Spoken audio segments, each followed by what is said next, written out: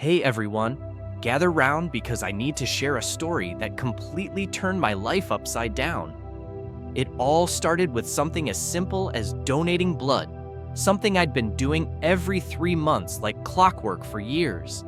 But this time was different.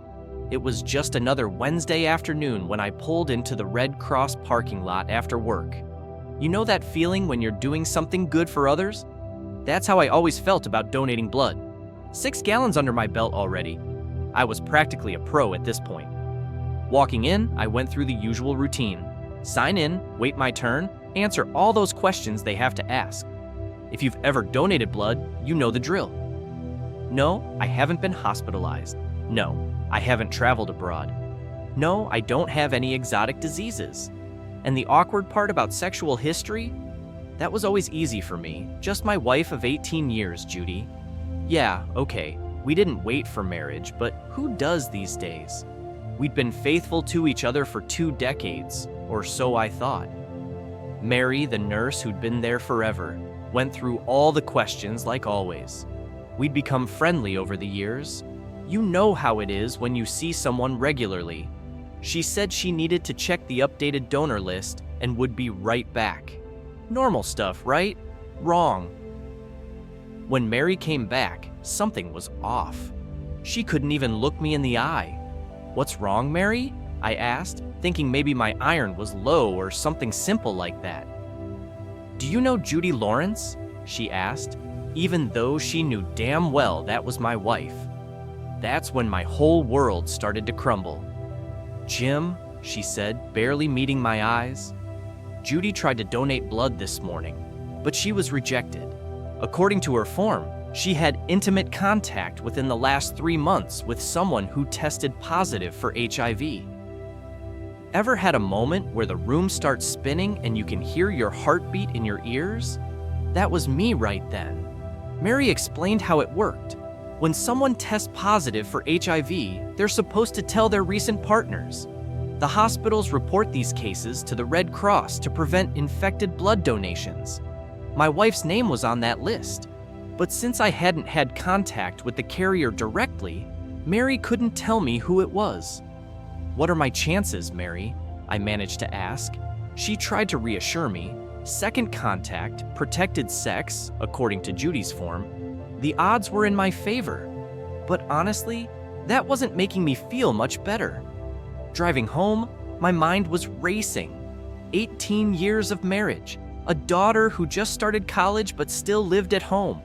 Family dinners 4 times a week, movie nights, date nights. Just last week, we'd had this amazing evening. Dinner, drinks, came home, and made love like we were still newlyweds. Now I was wondering if I'd caught something from my own wife. When I got home, dinner was almost ready. Beth, our daughter, was in the kitchen. She always started cooking, and Judy would finish up when she got home. It was our thing, you know?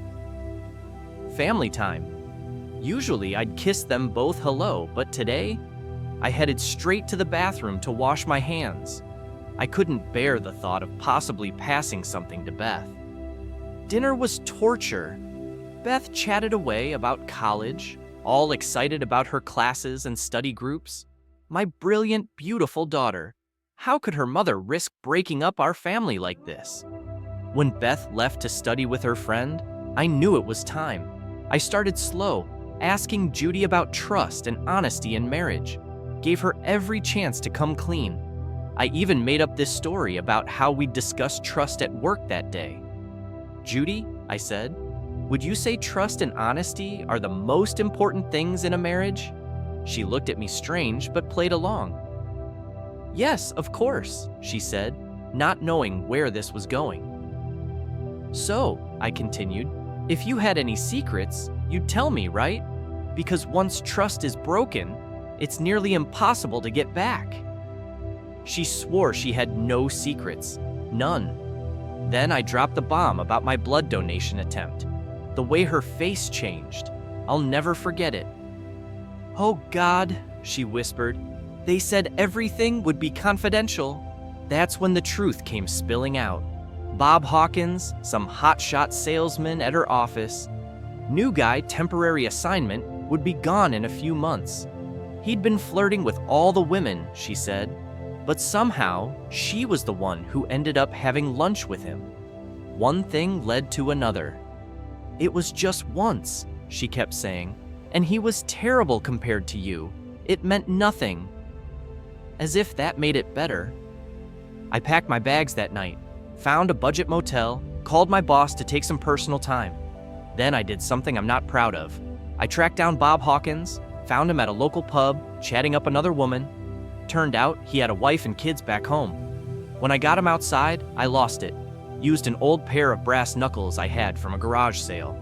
Left him with broken ribs, a broken jaw, and probably some other things I don't want to think about.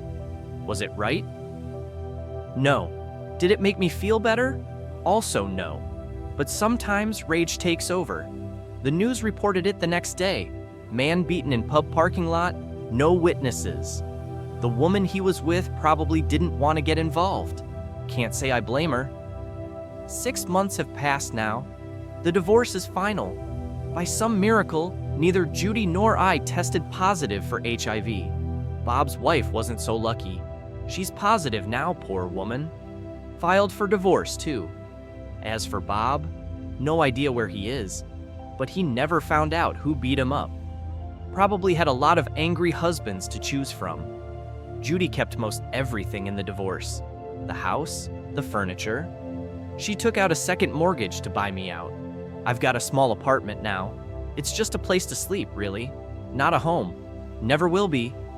Beth was devastated when she found out. Judy told her everything. At least she took responsibility for that. My daughter still reaches out, makes sure I'm okay. I tell her to take care of her mom, too. This isn't her fault. Judy calls sometimes, always apologizing. But here's the thing about trust. It's like a Ming vase. Once it's broken, you can glue it back together, but it'll never be the same. The cracks will always show. Our friends keep hoping we'll get back together. They see how much we both hurt, how much we miss each other. And yeah, I do miss her. 18 years is a long time to love someone. She was my everything. But sometimes, love isn't enough. These days, I'm afraid to even think about dating. Sex used to be this beautiful thing between us. No worries, no fears, just love. Now I second guess everything. I worry about Beth too. What kind of example did this set for her about relationships? In another 6 months, I'll be able to donate blood again. Life goes on, right? But it's different now. Everything's different. So here's what I learned. Trust isn't just about love. It's about respect, honesty, and choices. Once it's gone, it takes more than apologies to rebuild it. Sometimes it can't be rebuilt at all. Thank you for letting me share my story. If you're in a relationship, cherish that trust, because you never know how much you'll miss it until it's gone. Remember to subscribe, like, and leave your comments below. Your support means everything to us, and we'll see you in the next story.